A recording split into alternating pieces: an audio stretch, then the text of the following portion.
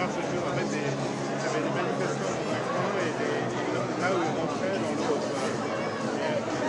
Il fallait beaucoup marcher. C'est magique comme ça.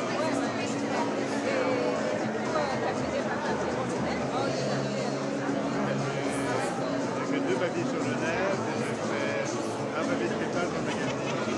Là, dans le numéro que j'ai, là, c'est la cour, c'est la courbe, et 10 pages, un sujet de Suisse, sur Taylor Swift, et un autre de 4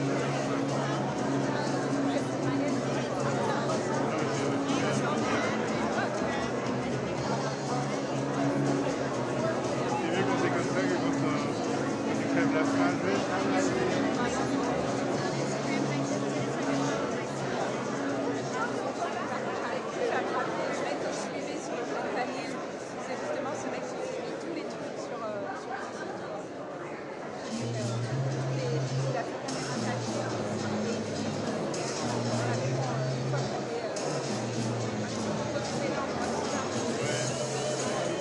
Alors, le deux a fait un sujet il y a longtemps, on avait dit TF1 ce soir, et puis ils m'ont dit à la salle sur le boulot, ah maintenant ça a déjà été pas mal fait par les télés.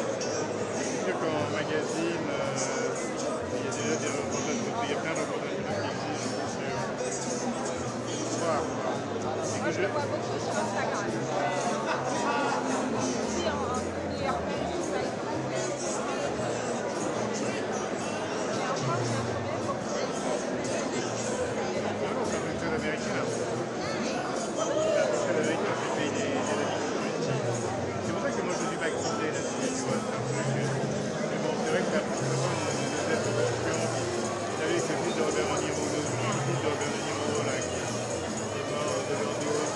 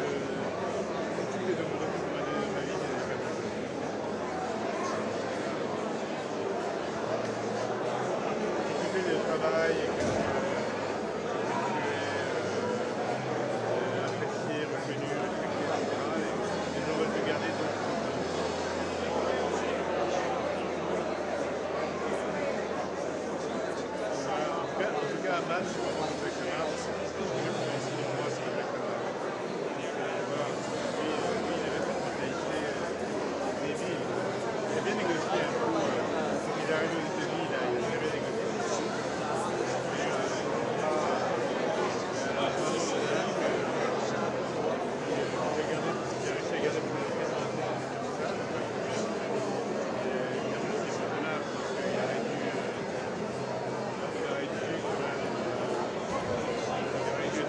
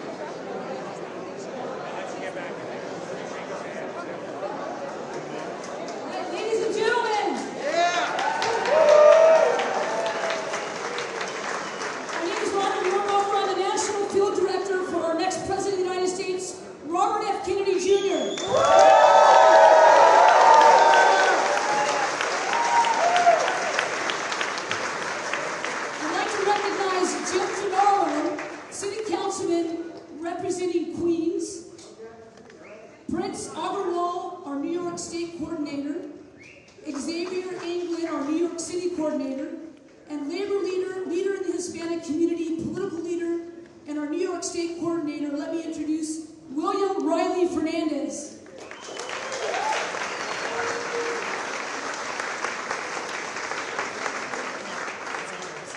Good evening, good afternoon. I will try to make this brief because I know everybody's waiting for the man of the hour. Okay? I'm here. I just turned 59 years old. I'm here because it's coming from a place of love. We know, we can see, just look to your left and to your right, we have people, every denomination, culture, and that's why we're here. Specifically, I'm here because I'm a Teamster. And Robert Kennedy is pro-union.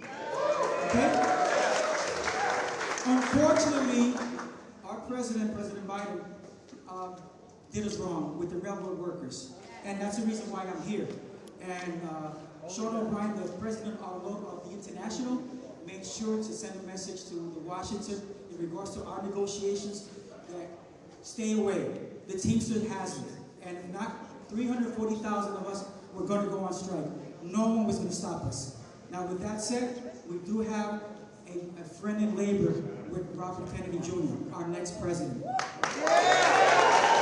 Absolutely. No further ado, I want to introduce you to Mel Thompson. He's going to be the urban community advisor to RFK Jr. Thank you.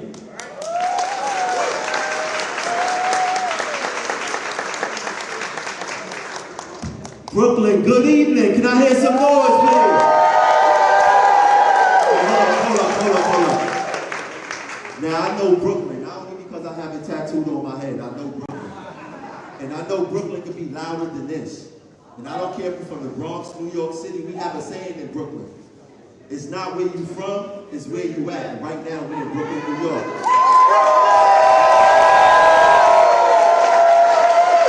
So look. When I say, is Brooklyn in the house, I want y'all to make some noise. Is Brooklyn in the house? That sounds good. Now, I just want to make sure we have the right event, right? I just want to make sure we have the right event. I'm going to ask 2 questions. Is anyone here to see Tremel Thompson tonight? No. Is anyone here to see Robert F. Kennedy Jr. tonight?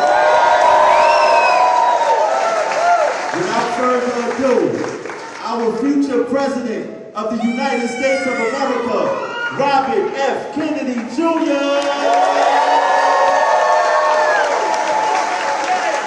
Now let's get some Bobby chants. Bobby, Bobby, Bobby, Bobby, Bobby, Bobby, Bobby, Bobby.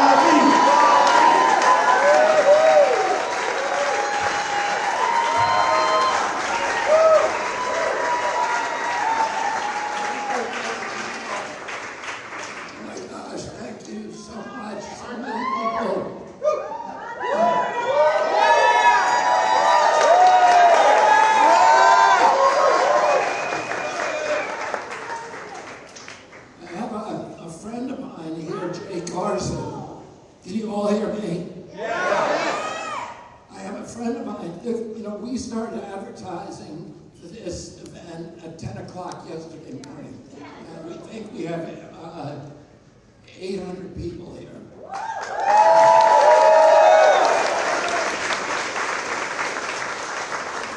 My friend Jay Carson, who is here, who was Hillary's press secretary, he worked on the Dean campaign, he worked on the Bradley campaign.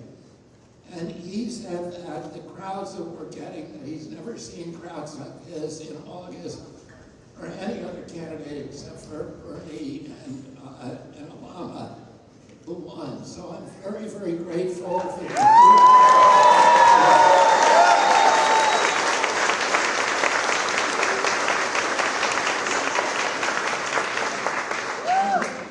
Yesterday morning I had breakfast with the economist Jeffrey Sachs, and I was talking to him about my experience at the border. And I said that the entire immigration policy of the United States had been hijacked by the Mexican drug cartels. And he said to me, the entire policy of our government has been hijacked by special interests, by this corrupt collusion of state and corporate power. that is now strip mining the American middle class, the working people of this country, the working poor, of their wealth, their equity, and all of it, and along the way, subverting our democracy in 1,000 different ways. And the people who are here are seeing that. You know that it's happening. You see it's happening. The press is not being accurate in the way that they report what's happening, but you know in your hearts that there's something wrong with our country and that there's hope now of winning our country back.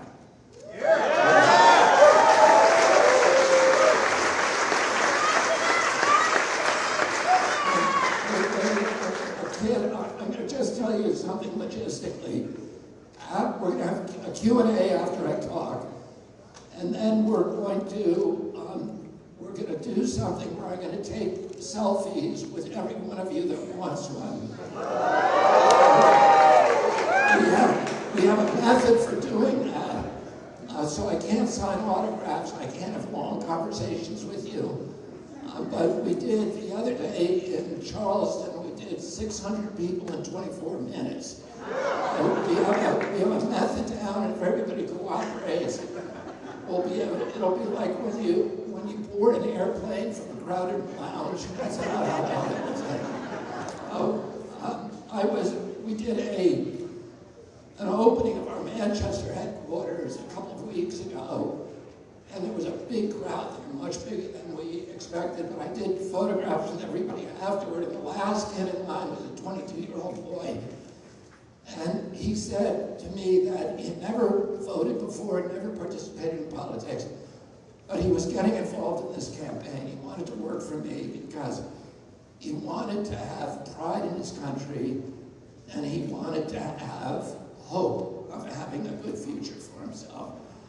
And that same week, and I was looking at this poll on the way over there, here, a poll came out that showed that in 2013, young people between 18 and 30 years old, 85% of them said that they were extremely proud to be American. At the same poll last week showed that only 18% of American young people said they were proud to be American. So something happened in the last 10 years in two administrations, Trump and Biden administration. Something happened to our country that, to me, has yielded one of the most disheartening data points that I have seen since I began running this campaign. This kid said to me, I don't think I'm going to be able to pay off my student debt. My wife, who many of you know, was 35 years old when she finally paid off her student debt. The only reason she was able to do that is because she got her TV show, Curb Your Enthusiasm. She told me if I hadn't gotten that, I'd still be paying it. This kid is paying double what she paid for college and paying 7 times what I paid for college. And he felt very, very hopeless about his future, and he wants to have a home. He felt that that was part of the American promise, and when I was a kid, it was part of the American dream. It was the promise to every American that if you worked hard, if you played by the rules, you would have enough money to finance a home, that you could have a summer vacation, that you could raise a family, and that you could put something aside for your retirement. Well, today, and that was working one job. And today that is true for very, very few people in this country.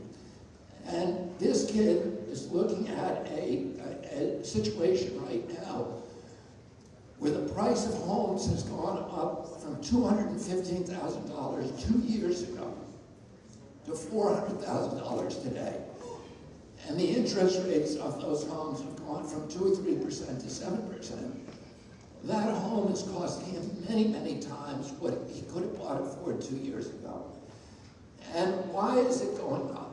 It's going up for one reason, for the reason we have all of this inflation. We've spent $8 trillion on wars, and regime change wars that did nothing for our country, that made it more dangerous to be American. American, both abroad and at home, over the past 20 years, and the politicians did not have the courage to come to us and ask us for permission to tax us to pay for those wars. So the way that they do it is without taxation, without representation. They tax us in a stealth way at the end through inflation. And that's a tax that falls heaviest on the working poor and the middle class and people with fixed incomes and few assets. But the big reason that kid is not living in a house, I have 7 children, and all of them are at the age when normally at my age, we were starting to look for homes. I don't know any of them that had any of their friends that has purchased a home. And every one of us knows kids who are in their 20s who are living with their parents still. We also know stories of people who are about to put a payment down, or about to close on a home, and somebody comes in at the last minute with a cash offer and takes it away from them. And when you look at who is putting that cash offer down, it's some kind of amorphous LLC with an ambiguous name. But if you trace it back to who really owns that LLC, it's very likely it's one of 2, 3 giant corporations: BlackRock, State Street, and Vanguard. These are companies. BlackRock has $10 trillion under management, and they all own each other. So it's really one big enterprise. They own collectively 88% of the S&P 500. And now they've decided that they want to own all the single-family homes in America. That's not a good thing for our country. Thomas Jefferson said American democracy is dependent on widespread ownership of the land, of tens of thousands of independent homeowners and landowners who each have a stake in our democracy, who are controlling the land base in our country. And the alternative to that is the old feudal aristocracy, where the land base is controlled by a small kleptocracy of billionaires and giant corporations. And that is the reason we fought the American Revolution, to change that system. But now we're going back to it. Well, these companies have, Larry Fink, who sits on the board of the World Economic Forum, who's the CEO of BlackRock. The World Economic Forum has promised us, in their words, a great reset where we will own nothing but be happy. And part of their plan for making sure we don't own anything is that they're buying up all the houses in this country. So this kid now is competing against BlackRock when he goes out and tries to buy a home. And BlackRock has a much bigger bank book. And so it pays a lot less interest to home, and he simply can't. These kids, our children, cannot compete against those corporations. They have other issues, other bleak future, which is today in the United States of America, the average income is $5,000 less than the average cost of living. The cost of food, transportation, and housing. $5,000 less. How do Americans handle that? They handle it by putting that $5,000 deficit on their credit cards. And the bank and the credit card company are charging them 22% interest. If the mafia did that, they'd call it loan sharking and they'd go to prison. But if the bankers and the credit card companies do it, it's just business as usual. And who do you think owns those credit card companies and those banks? BlackRock, State Street, and Vanguard. So this is, again, how these giant corporations are coming in and strip mining the wealth, the equity from our children. And 57% of Americans can now, more than half of our country, our fellow citizens, cannot put their hands on $1,000 if they have an emergency in their family. So these are people engine light go on in their car, it is the apocalypse. It's the end of the world for them. Because they know they can't afford the mechanic. They're going to lose their car. They're going to lose the job because they can't get to work. And then their lives are going to spiral into homelessness and out of control, and people are walking around with that fear. Americans are making choices that I never dreamed Americans would have to make when I was growing up in this country. They're choosing between, this same kid told me that every week he has to make a choice between buying a meal and filling his car up with gas every Tuesday. And now Americans all over our country are making that choice. They're choosing between food and medicine, between food and gasoline. There are young couples who are sitting in an apartment with a baby crying on their laps and having to wonder whether that baby is $50 sick or $100 sick or $1,500 sick before they bring them to a hospital.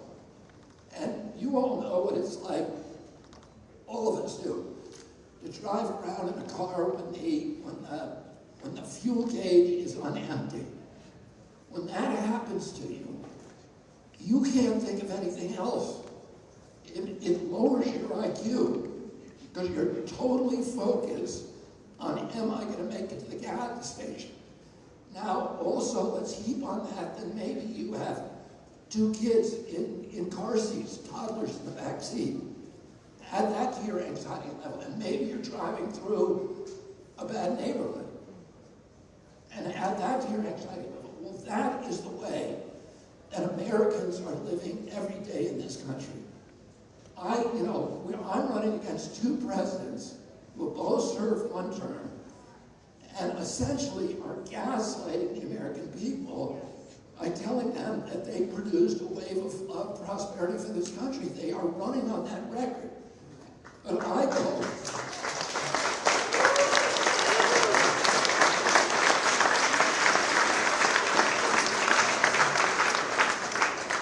I spent a lot of time sitting at kitchen tables with Americans.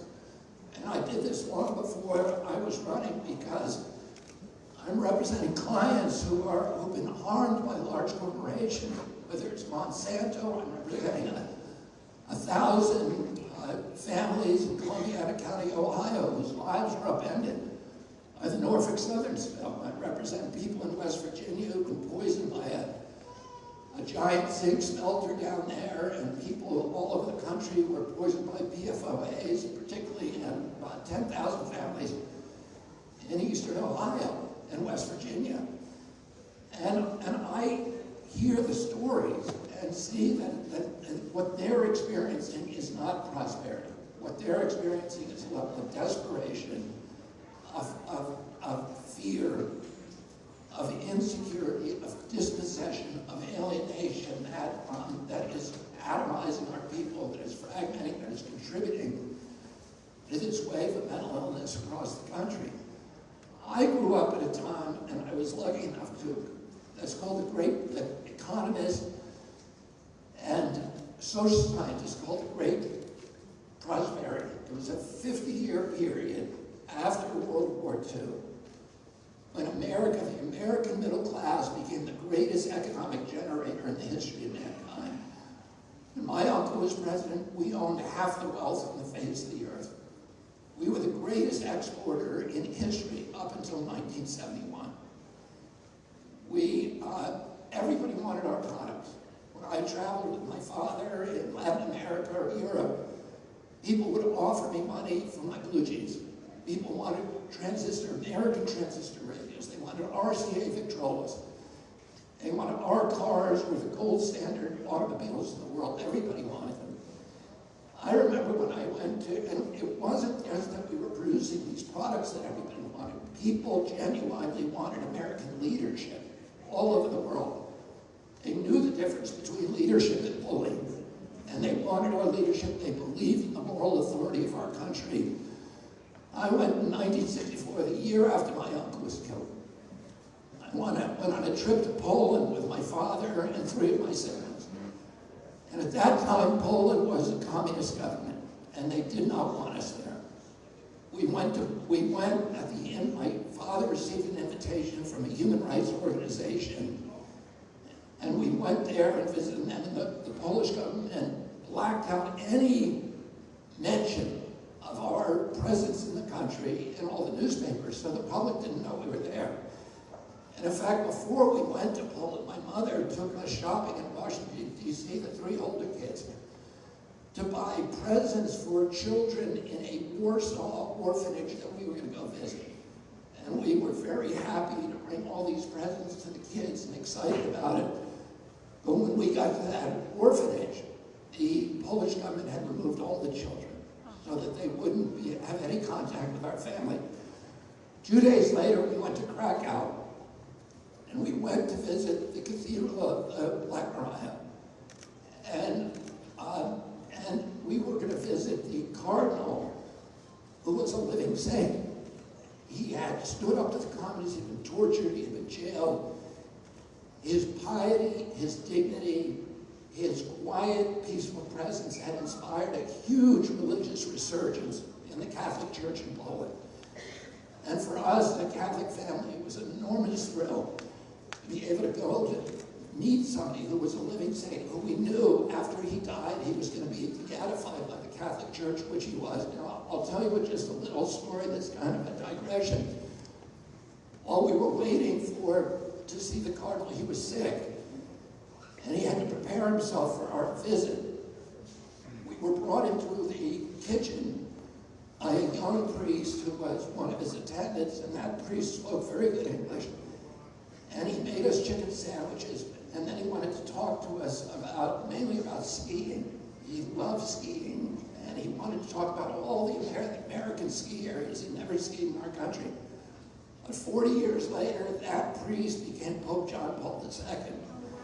And so yeah, the Pope made chicken sandwiches for me.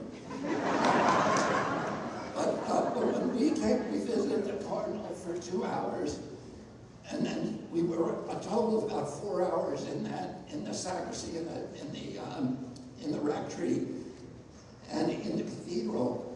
And when we came into the cathedral, Krakow Square, which is this enormous square, it looks like it's a mile long, was completely empty of people. Nobody knew that we were there.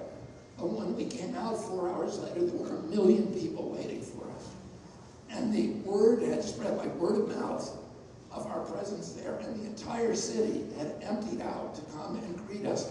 They surrounded our car. My father pulled us all up on the roof of the embassy limousine, and he gave a speech, and then for over 2 hours, they sang to us so loud.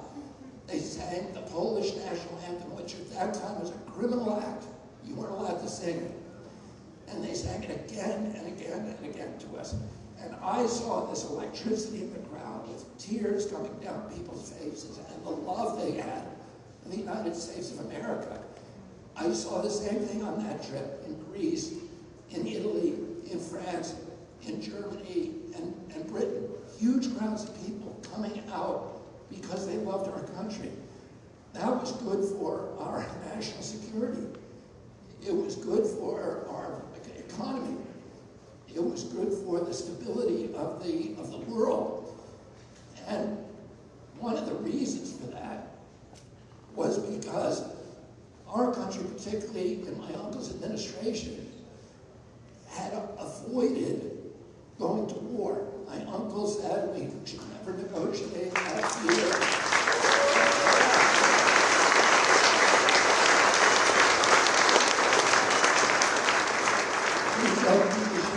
Negotiate, and he understood that diplomacy should lead. That diplomacy should lead, and 3 days before my uncle was inaugurated, and I was at his inauguration, Dwight Eisenhower, the outgoing president, gave his speech on my birthday, actually, January 17th, 1961. Which today, looking back, should be regarded as the most important speech in American history. It was a speech where he warned Americans against the emergence and the domination by a military-industrial complex that would turn us into an imperium abroad and a national security state, a garrison state, a surveillance state at home. And he said that we could not be both a democracy, an imperium abroad, and a democracy at home, which our founding fathers, the framers of the Constitution, also recognized. My uncle came to office 3 days later, and 4 months later, he faced down the military-industrial complex during the Bay of Pigs. And he said during the Bay of Pigs, he was lied to by the CIA. He took public blame for it, but to his aides, he said, "I'm going to take the CIA, shatter it into 1,000 pieces, and scatter it to the winds."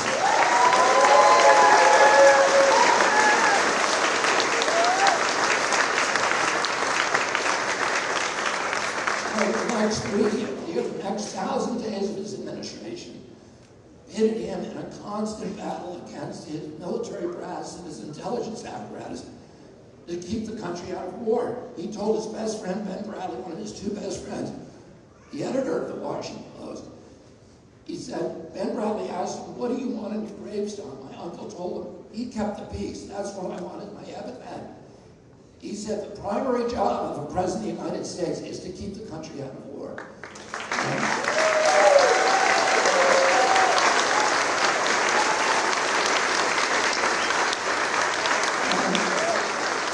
And he succeeded in doing that. He refused to go into Laos.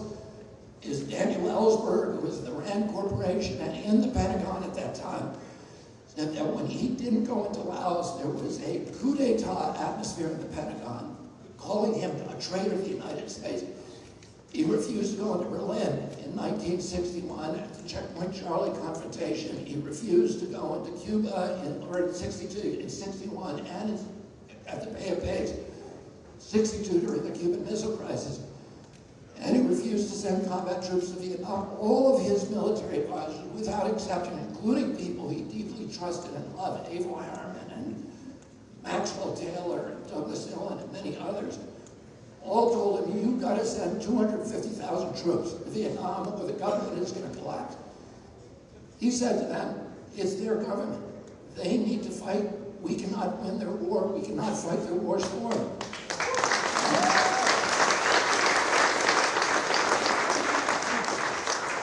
He ended up sending 16,000 military advisors, mainly Green Berets. They technically were not allowed to participate in combat. Some of them did anyway, and he learned on October 22nd, 1963, that a Green Beret had been killed in Vietnam. And he asked Paul Roscoe, one of his aides, for a casualty list. And Roscoe came back and showed him 75 American troops had been killed. And he said, "That's enough, that's too many." And that afternoon, he issued National Security Order 263, ordering all U.S. military personnel out of Vietnam by the end of 1965, with the first 1,000 coming home in December 63, so a month later. 1 month after that, he was murdered.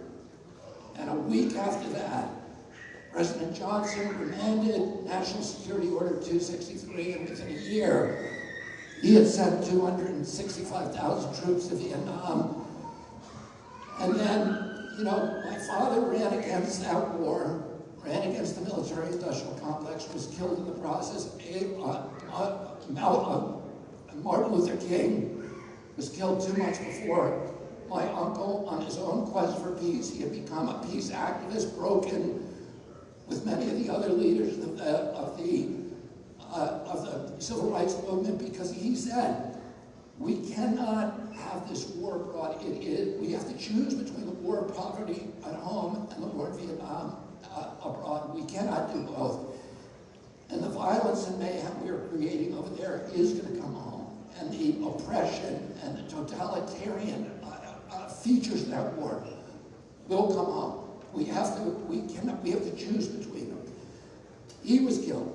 My uncle was killed, and my father was killed. And these traumas, my uncle's death, my father's death, Malcolm X, Martin Luther King, the Vietnam War itself, 9/11, and ultimately the COVID crisis, these series of traumas, all of them played this role in pushing us farther and farther down the road that Eisenhower warned us against, the military-industrial complex. And now, over the past 20 years, we spent $8 trillion on useless wars, and we're now in another one in Ukraine that could have easily been avoided, that could have easily been settled. That should have been.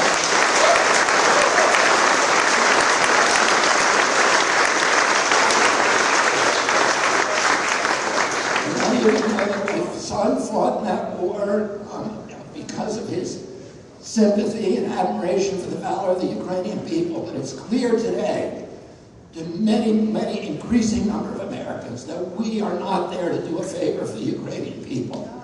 There are 400,000 of their kids have now died, perished in that war. And each one of those kids has a mother. And the United States government is not telling us the truth about it. The Ukrainian government is not telling their people the truth about it. And it's time that we have some leadership, and hopefully at some point the American press will actually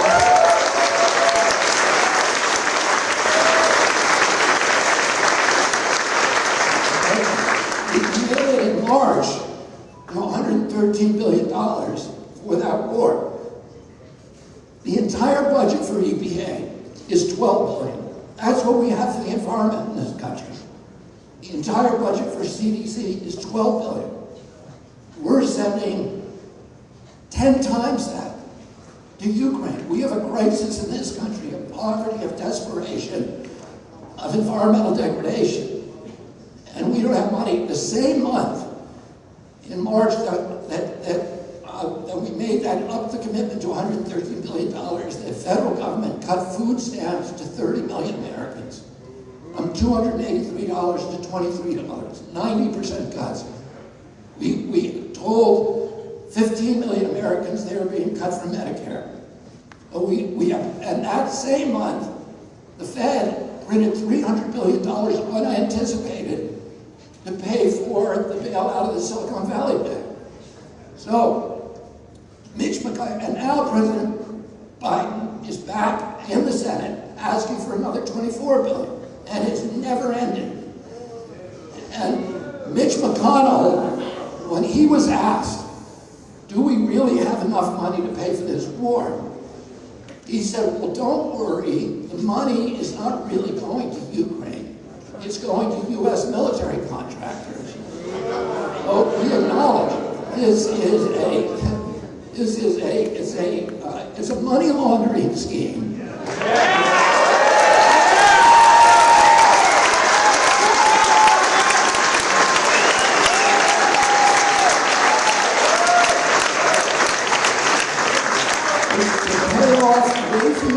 General Dynamics, Boeing, Lockheed, and all the other ones. And who do you think owns virtually every one of those companies? BlackRock. Exactly. So this is how they're strip mining our wealth. And I'm just going to tell you one quick anecdote that doesn't affect your lives directly, but I'm campaigning in Iowa, so I've been following this issue out there. They're building a 3,300-mile pipeline. Now, you guys all know that my primary job for 40 years has been an environmental, one of the leading environmental lawyers and activists.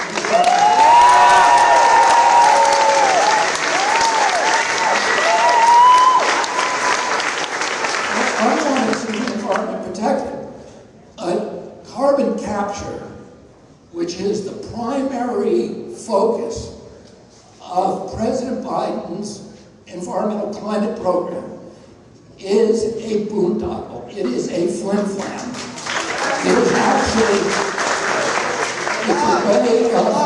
it's a way of funneling subsidies to the carbon industry. And here's what's happening. I'm going to tell you very briefly. There's 3,300 miles of 3 giant pipelines that are supposed to pick up CO2 from the ethanol plants in Iowa and then cross 6 states and bury that in deep injection wells where it will remain in the geology forever, which, by the way, does not work. we've seen it again and again fail, and many people get injured because it leaks out. They have to condemn 3,300 miles of farmland, the richest farmland in America. So they're condemning the farmers. The farmers hate it. 80% of the people in Iowa don't want it to happen. 46 counties through which it's running are protesting. There's just a tiny handful of people in Iowa who want it, and they're politicians who've accepted $1.6 million from the primary promoter. And you know what the value of that pipeline is, because the promoters are paid by the gallon for every gallon of carbon that they take, that they transfer. The value is $173 billion, higher than the Ukraine war. And what they're really doing, because North Dakota has now said, we will not issue a permit to bury it here. So it's now become clear that it's not an accident that the terminus of the pipeline is the Bakken crude oil field. Because every one of these pipelines that have been built in the past are not used to actually bury the carbon. They're used to do high pressure injection into expired oil wells to get the last oil out of those wells and extend the fields for another 10 or 20 years. No, they're doing the opposite of protecting us from carbon emissions, and virtually all of the politicians in the state who are supporting this are politicians who say they don't believe in climate change. Why are they supporting a $173 billion project that supposedly is supposed to reduce the risk of climate change? Because of the money. And who do you think owns the biggest one of those pipelines? So these are all ways that they're strip mining us. I want to say, I painted a depressing picture for you. I wanted to leave you with some hope. I've spent my entire lifetime fighting these same corporations. I've brought over 500 lawsuits.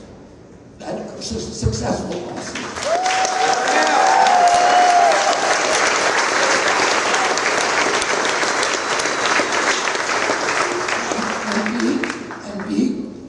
The biggest corporations in our country, the Monsanto lawsuit, people told us time and time again, you'll never win that lawsuit. And we ultimately settled it for about $13 billion, and Roundup is now is on the way to be, it's already being withdrawn from some of the most ubiquitous uses in home gardening, and it will soon be withdrawn from others. But Mobil, all of the big Exxon, all the big corporations, I've litigated against almost all of the regulatory agencies. I know how to unravel corporate capture. And I'm going to tell you one thing that I'm going to do as soon as I get into office. I'm going to, first of all, offer legislation to change the tax code to make it much less profitable for BlackRock and these other entities, large corporations, to buy millions of single-family homes, because we cannot afford to have them competing against our children. And then I'm going to immediately create a class of mortgages for single-home buyers, first-time buyers, at 3% interest. I'm going to do that without raising the deficit. I'm going to drop this deficit. I'm going to unravel the empire abroad, and I'm going to bring that money home and invest it in America.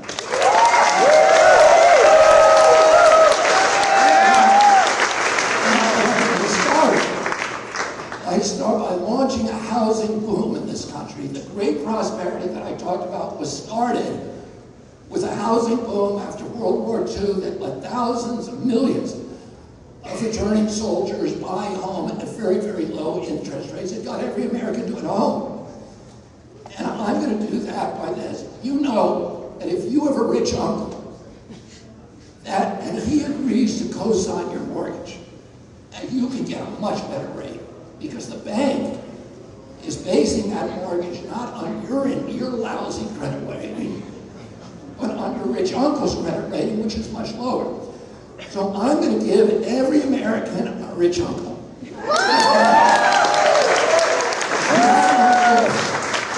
Is called Uncle Sam. He's going to co-sign your mortgage and guarantee it at 3%, which will reduce the average mortgage in this country by $1,000 a month and allow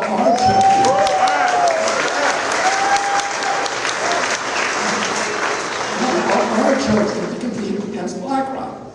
And I'm going to do it without raising the deficit by selling tax-free bonds at 3%, which will be purchased in the marketplace to pay for these mortgages. And the first 500,000 of them we're going to give just to teachers. And in order, because our teachers are abused and neglected, and we need to start giving them something.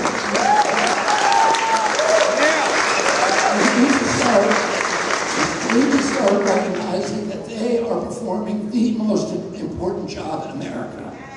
And we're going to give these mortgages to first-time home buyers who agree to live in those communities and to work in those communities, beginning with the teachers. So I want to just leave you with this thought. We have an amazing crowd here. There's no other candidate who's running, with the exception probably of Donald Trump, who is speaking to crowds this size. Hell yeah! And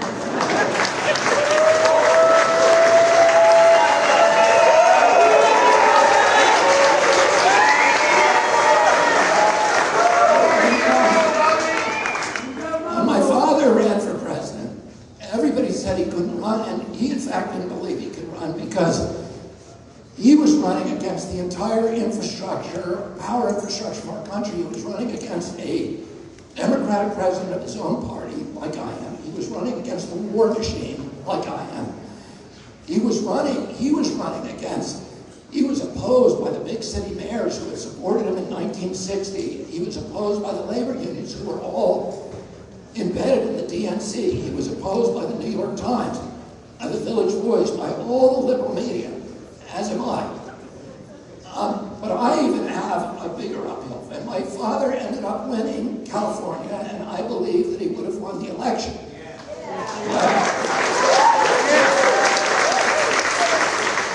I'm running against perhaps an even larger challenge, because I'm running against the entire infrastructure, including the intelligence agencies, including big agriculture, including the big pharmaceutical companies and the medical cartels.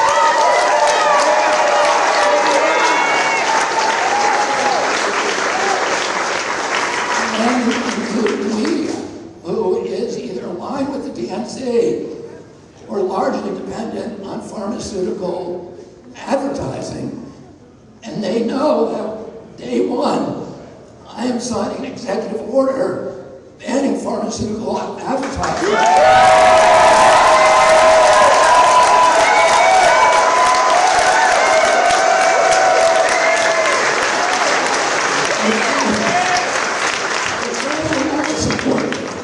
They will never support me. They're always going to be aligned against me because I'm going to cost them money. The only thing that I have is this support, is you, is people.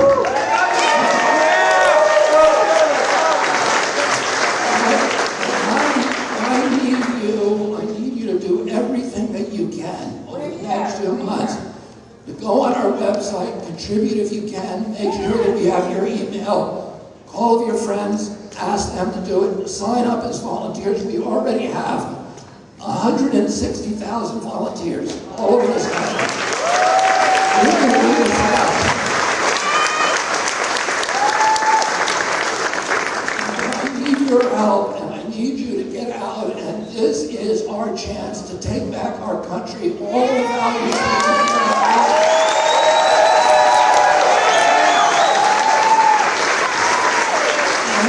that put the people of the United States back in charge of the United States of America. Thank you all very much.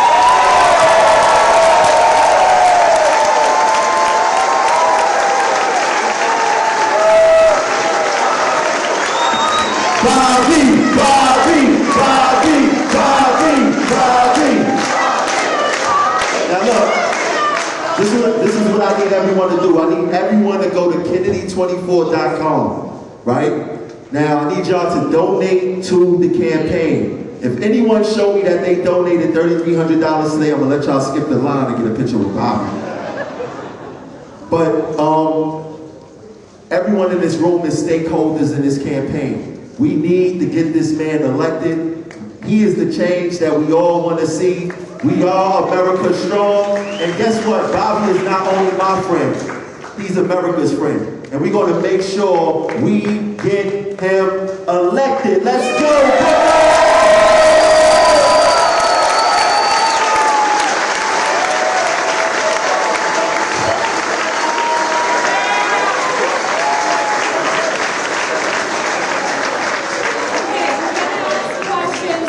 So this is what we're going to do right now. You going to do it, Steph? We're going to do questions, and y'all going to ask Mr. Kennedy some questions. You only have time for like 10. Oh, you can't run it like that. This is Brooklyn, I understand. This is Brooklyn. You can't run it like that. Stop these entities, government entities, with these internal investigations, with this blatant facts of malfeasance. I am the second longest wrongful conviction person in the state of New York. All right, we're gonna bring somebody from the campaign to come speak to you personally. We're gonna listen to what you have to say. This campaign is all about listening to the American people, and we're gonna make sure we get that done. I guess you guys can come up to the front right here and get 10 people. Question. Keep your hand up. Okay.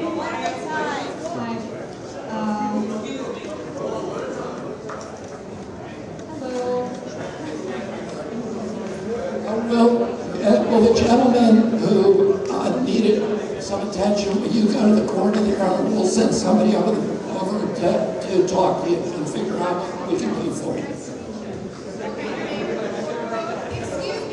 We're gonna, if you have a question, keep your hand up. And if, okay. Thank you for coming here. You've mentioned an interest in securing our southern borders, is that correct?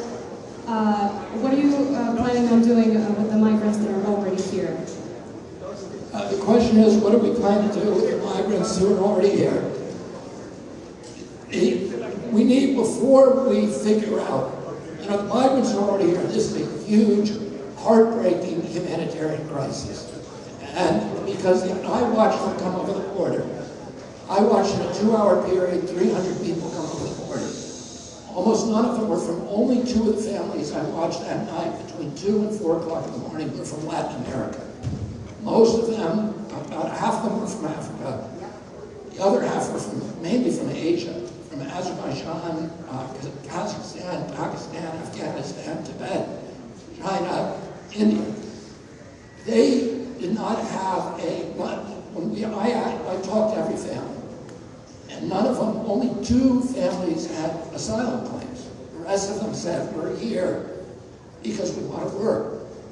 They had been stripped of their wealth by the cartels. They had been exploited, extorted. Some of them had been raped. They had been robbed. They had been beaten. A Peruvian family had their entire life savings robbed. The cartels were advertising on TikTok and YouTube all over the world, telling people that they can get them in for $10,000.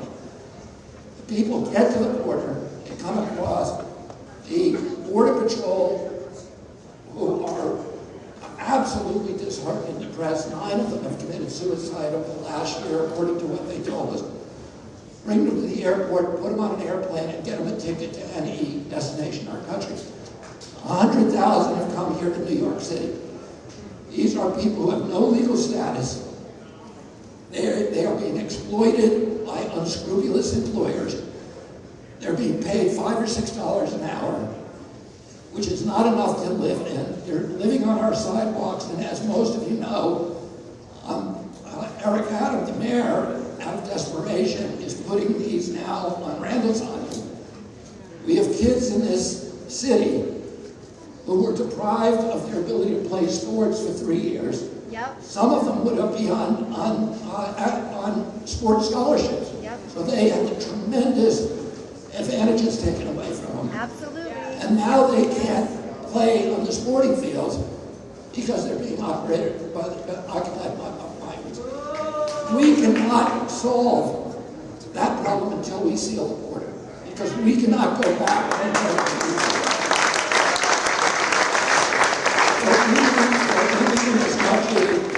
what we need in this country is a secure border and then wide open gates and allow people to come in legally and have a fast path to citizenship. We need their help, we need their contribution to our society, but we can't do that until we assure the American people that the border is secure and that we are controlling it and not the Mexican drug cartel.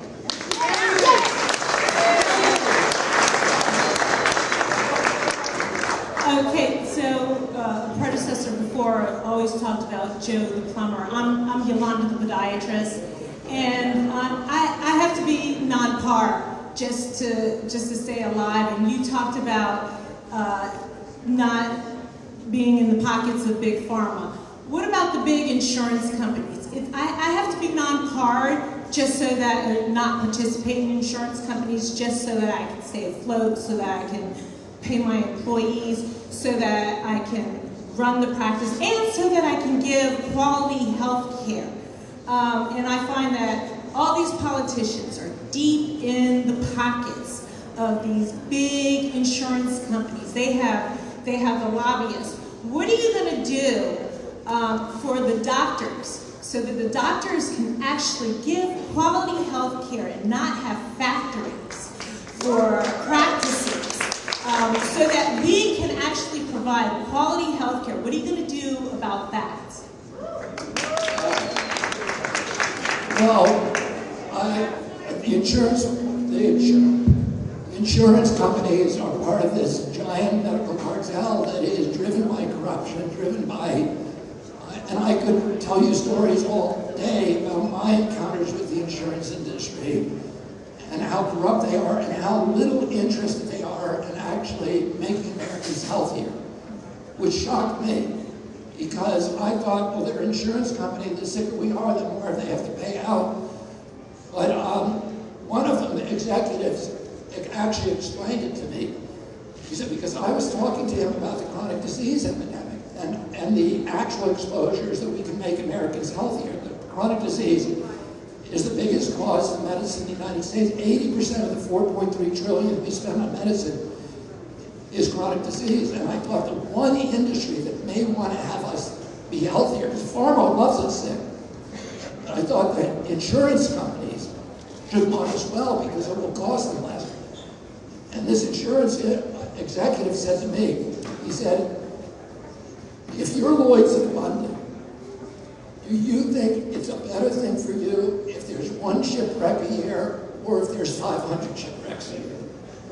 And I said, one. And he said, no, it's better for you if there's 500 because then everybody pays more and the pie gets bigger and they're living off the friction of the pie.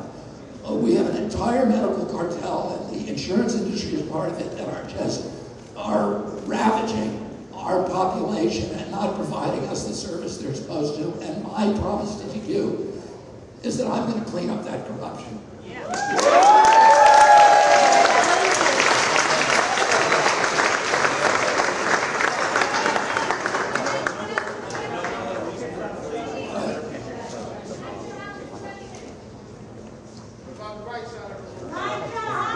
Testing. What about The Hawaii? number one reason for inflation is the Federal Reserve printing more money in thin air. If you're elected, will you abolish the Federal Reserve and put us back in the gold standard so our money actually has value? I'm not going to abolish the Fed because that cannot be done overnight. And the Fed, you know, my uncle did, which my uncle saw what the Fed was doing, and the impacts. The Fed was originally created as the lender of last resort, which has a value when you run into economic problems. And of course, the Fed originally immediately became captured by the central banks. And now there's a manipulation cycle where where they print a lot of money and do what they call quantitative easing, which sucks the American public into borrowing heavily. And they raise the interest rates to 7%, and people lose their equities. And allows the big actors like BlackRock to swoop in and steal all their assets. And Americans are being systematically stripped of assets by the Fed. The Fed and the Fed policies inextricably move wealth upward, and they're creating a society that is now where there's huge wealth above and widespread poverty below. My uncle saw it, and that is a configuration that cannot support democracy over the long term. And that is what the action the Fed does. What we need to do, which I will do, I'm not going to promise to abolish the Fed. I wish I could do that. You can't do that overnight. It was created overnight. Yeah, but now the entire world economic system is dependent on it. And is inextricably linked to it. What I'm going to do a couple things. One of the things that my uncle did, which is a few months before his death, he recognized that fiat currency was the currency of war. Fiat currency was created to wage war.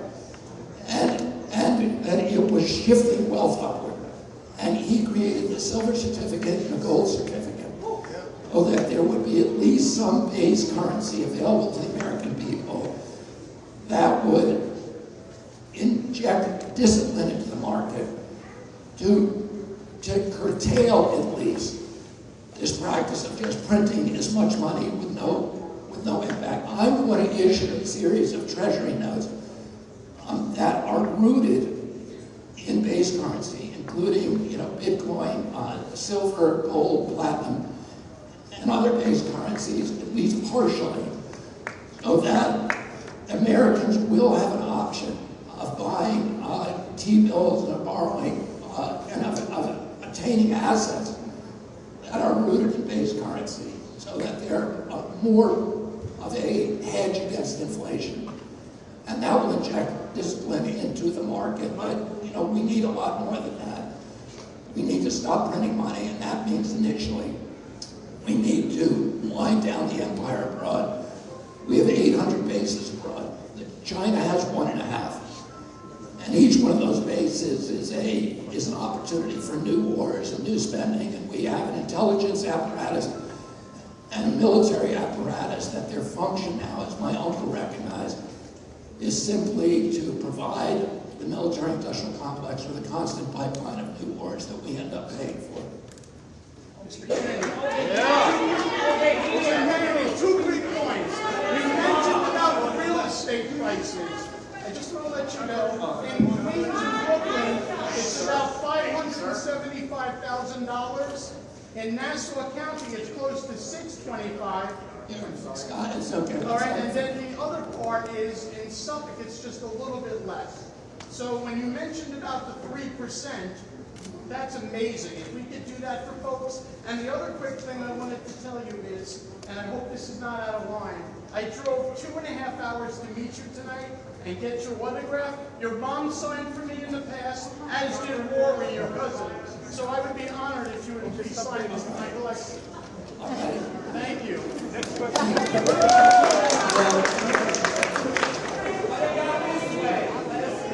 Hello. We have a question over here. Hi again, Mr. Kennedy. It's wonderful to see you again. You were addressing the topic of Ukraine and how that will eventually lead to nuclear war if it continues escalating. Life had changed after the bomb had been dropped in Hiroshima and Nagasaki in 1945. The dropping of the bomb was targeted against the American population, and we were convinced to authorize a permanent security apparatus. Fear has reigned in the UN since then, with one exception: what your uncle proposed to the USSR in American University. But there's a second speech he gave that gives us a policy for right now, and that's his speech at the UN General Assembly on September 20th. We should offer to Russia and China right now what your uncle offered in 1963. That is the way out of Ukraine, out of Taiwan. India spent about $50 million on their moon mission. So for $1 billion, the Indians could do 20 lunar probes, according to their budget. That's less than 1% of what we gave to Ukraine already. So I would like you to talk about that speech that Kennedy gave when he proposed the US-USSR joint mission to the moon and how we could use that again.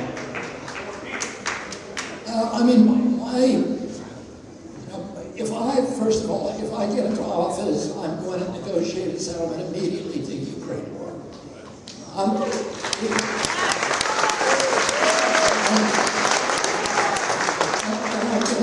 to stop the saber rattling with China. China does want to bury us. They want to dominate the globe. They are our economic adversary. But they don't want a war with us. They don't want a hot war. They want an economic war. And our country now spends $1.3 trillion a year on our military, including veterans benefits and our national security apparatus. The Chinese, and we spend $990 billion just on the military. The Chinese we spend more than the top 10 nations combined. The Chinese spend a third of what we have. They have one base abroad, we have 800. They do not want a war with us.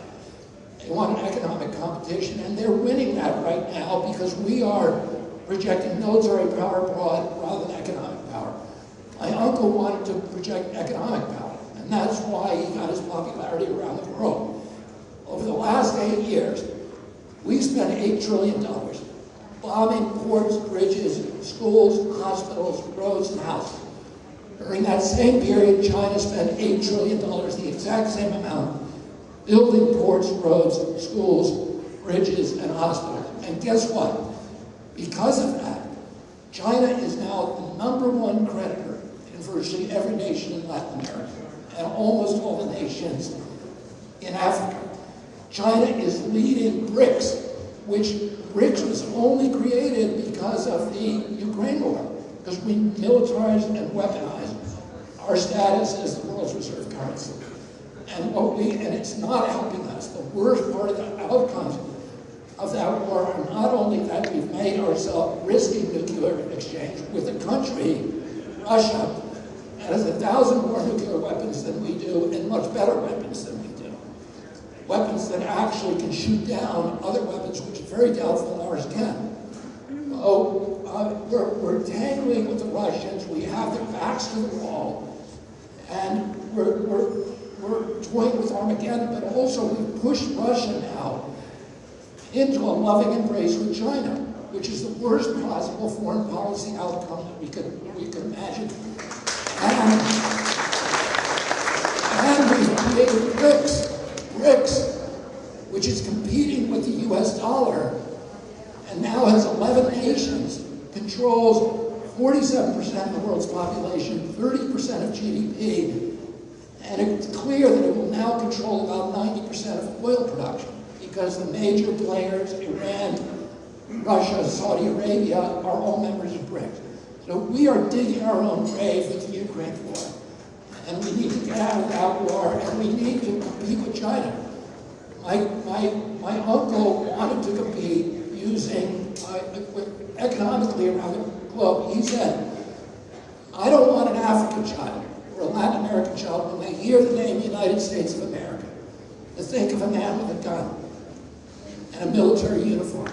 I want him to think of a Peace Corps volunteer, the Alliance for Progress, USAID, which was then a good organization, and the Kennedy Milk Program. And because of that, today, there are more statues to my uncle, there are more boulevards named after him, more hospitals, universities, avenues and streets in every capital in Africa and Latin America and any other nation. And that's good for our national security, and it's good for global stability.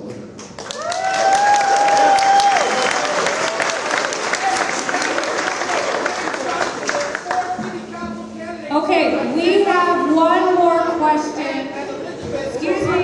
Medical Freedom Party, we want to know, since you're the candidate against vaccines, will you help the Medical Freedom Party? We also have our... Okay, excuse me, we have one more question, and then believe it or not, when we're done, we're going to do selfies with anyone that wants one. Okay. Hello, my name is Renee Mitchell. I'm one of National Division for Homeless. I deal with homeless in 50 states. I'm also the executive director of Breaking the Cycle Drop Court, which is my own nonprofit. What I want to ask you, because the homeless shelter is getting $5,000 for each individual, which is profit over human lives, warehousing. The migrants, they get like $10,000 a day. So I want to know, if you become our next president, will you do federal oversight on how this money is being distributed to local cities, states, and governments, because the people are not getting the resources?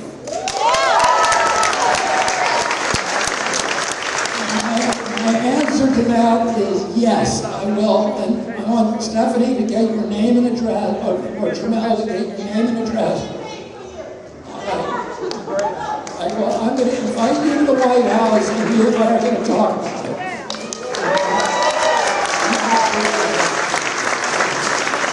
All right, I'm going to thank all of you, and I guess where are we going to wind up start?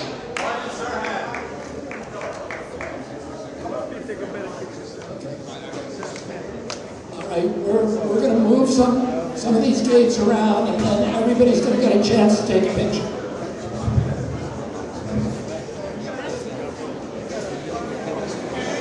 We have a state-based website. If you'd like to learn, if you're a Republican or Independent, want to learn how to change your registration for the Democratic presidential primary,